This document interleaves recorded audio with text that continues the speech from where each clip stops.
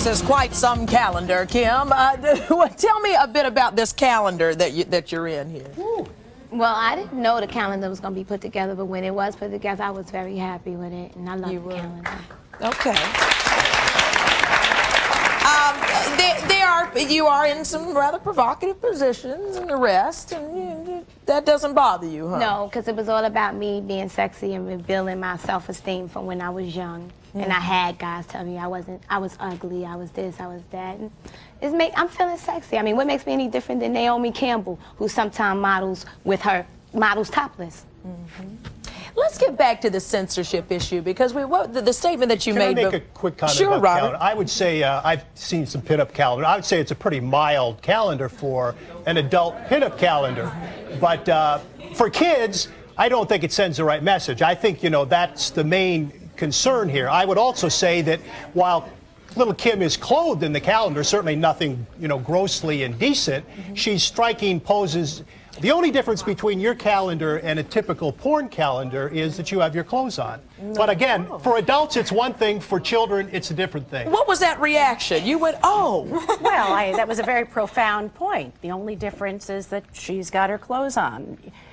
Not much. Not much. There's a parental advisory sticker on that calendar. Yeah, it has a sticker on it.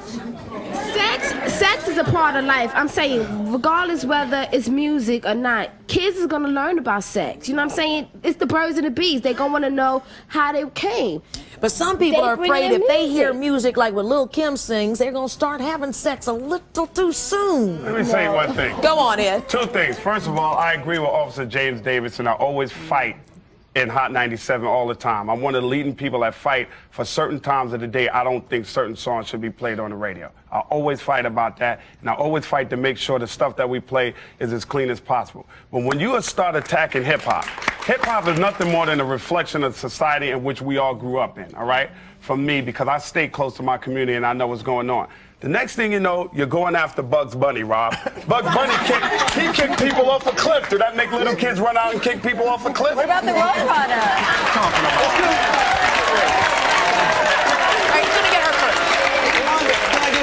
Go on, James. Let me say this, and I want to say thank you to Ed Lover. Since we've been doing this, he's always been out there fighting on the forefront with us. But just one difference.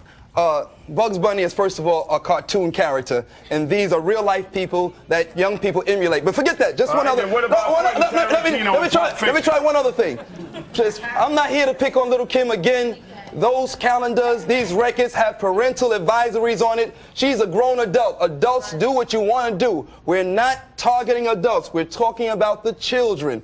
So remember one thing, if nothing else, it takes an entire village to raise a child. I don't have children, but all the children are mine. I don't have a family like this man, but all the children are mine. We must all take an active role in raising all the children. That young man on that street corner, that's my son. That's my brother. We must all take an active role. And what do you say? I think parents need to take more control of what their kids are doing and be more aware. And I also think it's hypocritical of us to just blame like Lil' Kim or producers of songs. I mean, there's a demand for it, and if you don't like it, don't buy it. There's She's also not going to make a song that no one's going to buy. Crack. There's a demand for drugs. Just because there's a demand, that does not make it right. Understand that. Just because there's a demand, that does not make it right. There's a demand for guns. There's a demand for crack. There's a demand for drugs. Just because there's a demand, that does not make it right. What do you say? Strong analogy. A comment from Lil' Kim here. Lil' Kim. I think you're not hurting nobody. You sound good, you rap good, so do what you got to do to get paid. And don't listen to all the negative criticism. Well, Lil' Kim and Lil Caesar are going to debut and perform their sexy new single. You might want to hear this, so don't go away. We'll clean it up, though. We'll be right back in a minute.